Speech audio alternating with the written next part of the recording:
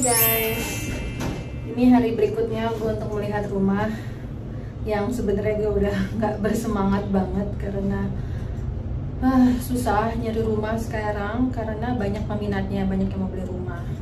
Terus harga tuh juga lagi naik, jadi kayak kita punya budget sekian ternyata nggak sesuai dengan ekspektasi. Kayak misalnya kita harusnya naikin budget harga atau turunin apa namanya yang kita mau gitu, ekspektasi. Misalnya tadi kita mau 3 kamar ya jadi 2 kamar aja. So rumah yang sekarang gue mau lihat adalah 2 kamar. Jadi kita lihat harganya sama dengan budget yang kita mau, tapi hanya 2 kamar, which is jadi jatuhnya lebih mahal.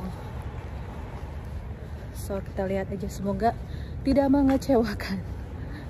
Kita lanjutin lagi nanti ya. Oke guys, sekarang gue di mobil, gue udah siap-siap mau jalan, habis panasin mobil dan sedikit dandan. Walaupun gak banyak sih, cuma pasang apa nih namanya, eyeliner sama ya sedikit touch up aja. Lagi nggak terlalu bersemangat untuk dandan dinding. Sembari gue bawa mobil, gue mau ceritakan sesuatu. Gue mau cerita tentang turn left, then turn right. Kalau kalian ada dengar suara-suara map, sorry ya. Turn right onto North Damon Avenue. Karena ini gue cuma punya 1 handphone dan handphonenya itu gue pakai untuk map sama buat bikin video. Go past this light, then at the next one, turn left. Guys, jadi gue hari ini mau cerita tentang pengalaman gue mencari pekerjaan di Amerika. Bisa dapat kerjaannya gimana, cara cari kerjaannya gimana, terus apakah gue suka dengan kerjaan gue atau tidak. Ini kayaknya ceritanya bakal panjang ya, mungkin gue akan bikin 2 seri. Soalnya seru, ceritanya seru. Ini pengalaman pribadi yang pasti setiap orang akan beda-beda ya. Jadi gue pengen denger juga sih cerita kalian, kalau kalian ada cerita tentang pengalaman mencari kerja dan nge-apply kerja di Amerika, kalian bisa komen di bawah, kita bisa saling sharing. Oke, yang pertama itu adalah yang mau gue sharing pengalaman gue melamar pekerjaan di Amerika dan bagaimana gue bisa bekerja di Amerika. Jadi awal-awalnya itu kan seperti yang kalian tahu, gue datang ke Amerika dengan fiancé visa karena gue menikah dengan orang Amerika. Dengan fiancé visa itu gue nggak bisa bekerja. Jadi setelah gue nyampe di Amerika, dikasih waktu 3 bulan untuk menikah. Lalu setelah menikah baru gue bisa apply permanent resident atau PR. Tuh gue datang itu lagi zaman Trump. Itu peraturan diperketat. Dari mau apply PR itu waktunya lumayan lama. Gue memakan 7 apa 8 bulan gitu baru dapet. Sebelum dikasih PR, mereka tuh kasih kayak kartu sementara untuk bekerja. Gue lupa apa namanya kartu izinnya itu. Sebelum gue dikasih kartu izin bekerja itu juga memakan waktu guys. Itu kayak kalau nggak salah 6 bulan gue baru dapat apa 5 bulan. Boring dong, gue di rumah mau ngapain ya kan, 5 bulan males juga gitu loh kalau nggak bikin apa-apa. Karena biasanya ada aktivitas, kalau kita mau jalan-jalan keluar juga butuh biaya gitu ya kan. Misalnya kayak mau jalan-jalan kemana gitu kan, ngeluarin biaya juga. Ya lalu karena gue bosan selama 5 bulan itu, gue memikirkan untuk mencari kegiatan yang lain. Bulan-bulan pertama atau bulan kedua, gue menemukan ide untuk volunteer. Jadi buat kalian yang kalau pertama kali banget datang ke Amerika bingung mau ngapain, coba deh volunteer. Itu sumpah seru banget. Pertama kalian belajar bahasa Inggris, kedua kalian belajar mental kalian untuk ngobrol bahasa Inggris. Gue yakin kalian yang tinggal di Amerika ini pasti bisa lah ya bahasa Inggris dan pintar bahasa Inggris. Tapi ya kadang kan kita karena kita bukan yang berbicara bahasa Inggris sehari-hari, jadi kalau mau bicara bahasa Inggris tuh kayak kaku gitu loh. Dan malu atau gimana, bingung kan mau ngomong mulai dari apa. Dengan kalian ikut volunteer, itu tuh kayak mental kalian kayak mulai dilatih gitu. Gue tuh awal-awalnya ya, pas tiba di sini juga pemalu banget. Gue takut ngomong, bahkan sama keluarga suami gue sendiri. Sekarang gue udah malu-maluin. Udah mulai pede, terus kalau salah ya udah biarin aja gitu. Emang kenapa ya? Ya namanya juga gue bukan yang first language English gitu kan, dan mereka orang Amerika sini pun juga paham akan hal itu. Cuma palingan mereka kayak kasih attitude gitu lah kalau kalian nggak terlalu bisa bahasa Inggris banget. You know lah, kalian tuh kalau mulai kerja dan mulai melihat situasi dan mulai In 1 mile, take a slight left turn onto West Peterson Avenue. Itu kalian akan lihat, oh iya ya, orang ini nggak suka sama bahasa Inggris gue atau gimana gitu. Kalian pasti akan tahu. Nah tapi nggak apa, itu namanya kayak melatih mental kalian supaya lebih ditempa ya. Kalau bahasa temen gue itu lebih ditempa lagi gitu. Nggak apa-apa kalian dianggap enteng oleh orang Amerika atau orang sekitar kalian, biarin aja, cuap-cuap aja gitu. Mereka nggak mau ngomong sama kalian, biarin aja. Cuek aja gitu loh, santai aja, namanya juga hidup ya kan. Kita di sini harus yang kayak cuek-cuek aja say. Lalu setelah gue ikut volunteer, gue mendapatkan ide untuk sekolah. Awalnya gini, gue ikut sekolah itu karena gue suka ke salon. Gue hobi banget ke salon waktu gue di Jakarta. Gue suka banget bikin kuku. Dan itu tuh kalau, pokoknya udah deh, kayaknya uang gue habis tuh di salon. Bisa kali seminggu sekali ke salon lah, tah rambut lah, krim batan lah, inilah, kuku lah, apa segala macam, facial lah, apalah itu. Pas sampai sini, oh my god, ngelihat ke salon harganya, apaan ini mahal sekali. Yang bener-bener tuh kayaknya nggak masuk akal gitu loh kalau mau dibandingin dengan harga Indonesia gitu, Jakarta lah paling nggak ya kan. Ada kali harganya tuh bisa kalau dibandingin 3 kali lipat kayak, ya nggak sih? Nggak tahu deh, di Chicago tuh mahal banget gitu loh.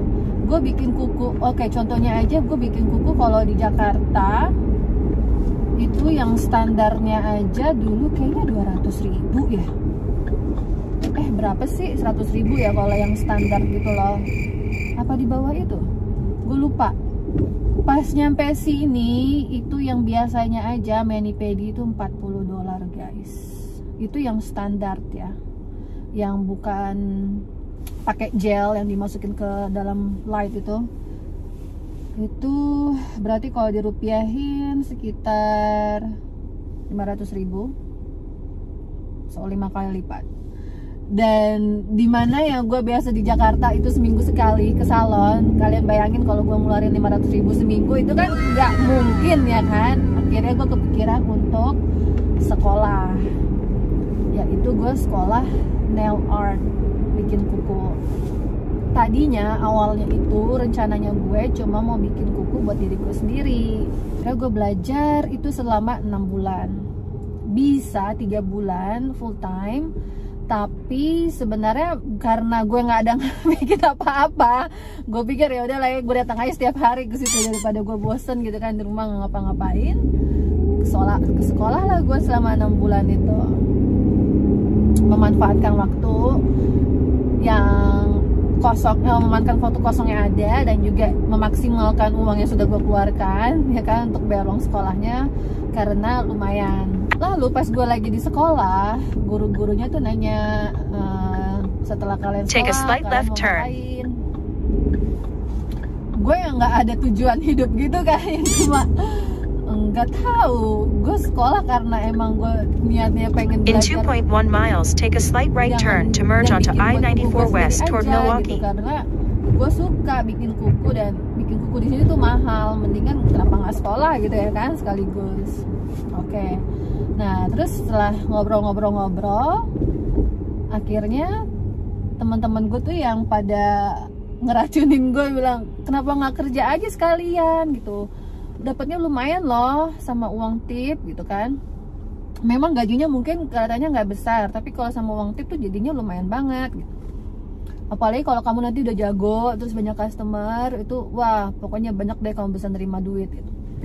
Akhirnya tergiur juga kan gue, terus gue pikir ya kenapa enggak dicoba. Lulus sekolahnya dulu deh gitu kan. Gue bilang ya, ini aja waktu awal-awal tuh ngerjain kuku tuh lumayan susah guys, nggak yang gue pikir tuh gampang gitu loh yang bikin kuku. Ternyata bikin kuku itu membutuhkan konsentrasi yang detail oriented, Terus kalian harus sabar juga. Tapi kalau menurut gue kan dulu bikin baju ya di Jakarta. Menurut gue bikin baju tuh lebih susah daripada bikin kuku. Ya iyalah ya, bikin baju tuh yang kayak lebih complicated gitu kan. Nah, harus bikin polanya dulu lah, beli bahannya, bla bla bla bla. Kalau bikin kuku jeder 30 menit kelar, dapat deh $40. Setelah di bulan ketiga gue sekolah, gue mendapatkan kartu izin kerja. Tapi gue belum punya license kalau gue mau jadi nail technician. Di sini guys, apa-apa itu harus pakai license. Entah kalian itu mau bekerja yang biasa-biasa aja, asalkan itu jasa, kalian harus menggunakan license. Kayak suster aja pakai license, dokter pakai license, nail technician pakai license. Kalian yang kayak mau perbaikin rumah juga pakai license. Terus mau jadi arsitek juga license. Pokoknya semuanya license lah. Itu ada banyak banget jenis license. Walaupun kalian udah ke sekolah, terus kalian gak lulus itu license, kalian nggak bisa kerja secara legal. Ya kalau mau ngumpet-ngumpet kerja bisa, banyak orang yang seperti itu. Cuma gue dan suami gue itu kita mempunyai prinsip untuk tidak melakukan seperti itu, karena nanti akan terbiasa ke depannya, dan kita nggak mau kan mengajarkan anak cucu kita yang melakukan hal yang tidak benar gitu, atau tidak mengikuti aturan. Akhirnya walaupun gue udah mendapatkan surat izin kerja, gue harus menyelesaikan sekolah gue dulu kan, supaya gue bisa kerja sebagai nail technician. Selama 3 bulan gue nunggu, gue itu melamar pekerjaan yang lain. Karena masih bersemangat dong ya buat bekerja, sampai suami gue udah komen, kamu semangat banget sih mau kerja, orang mah pada males mau kerja, kamu semangat banget. Terus gue bilang, mungkin karena gue udah kelamaan nganggur juga kali ya, sejak ikut-ikut kamu tuh gue jadi nggak pernah kerja juga. Jadi pengen kerja aja gitu loh sekarang, biar ada kegiatan juga, udah bosen juga nggak ngapa-ngapain. Kira udah kan tuh ya, gue coba ngelamar di tempat lain.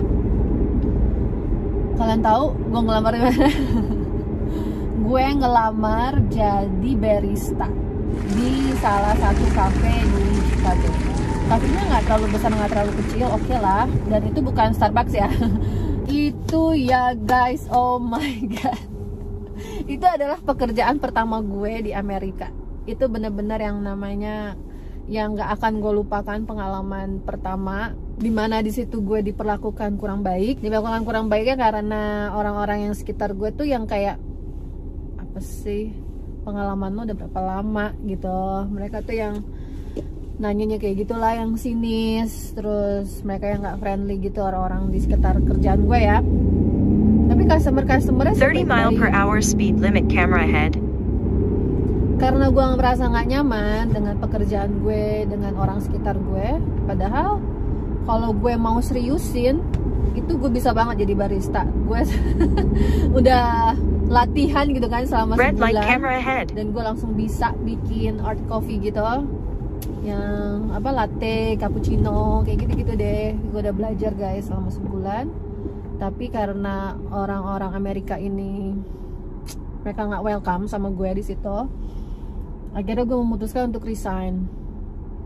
Nggak welcome-nya itu mereka yang sampai yang nggak ngajak ngobrol gue loh. Terus kelihatan lah orang kalau yang cuma pura-pura mau ngajak ngomong, mau sok-sokan ngomong doang, tapi sebenarnya cuma pengen tahu, abis itu lu dicuekin, ya kayak gitulah pokoknya. Entah karena mungkin bahasa Inggris gue kurang bagus saat itu, atau mereka mikir apa sih loh gitu kan, anak baru, gue nggak ngerti. Gue nggak merasa nyaman, akhirnya ciao, bye bye, ciao Bella. Gue 1 bulan kan kerja jadi barista.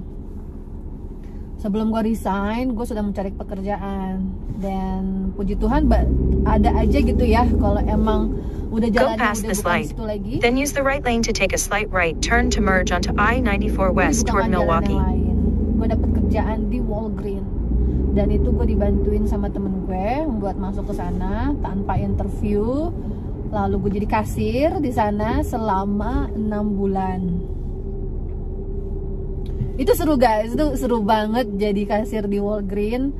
Walgreens itu jadi kayak semacam farmasi. Memang farmasi sih, cuma dia itu kayak retail sekarang jatuhnya, karena mereka jual bahan-bahan makanan, terus baju, ada juga aksesoris-aksesoris gitu deh. Karena mungkin juga gue cabangnya di downtown, Jadi mereka ya agak besar tokonya. Jadi banyak jenis-jenis barangnya gitu. Ada baju, ada makanan, ada obat-obatan. Pokoknya udah kayak swalayan kecil gitu guys. Dan Morgan itu salah satu perusahaan besar di Amerika, dan bahkan menurut gue sangat besar untuk ukuran farmasi.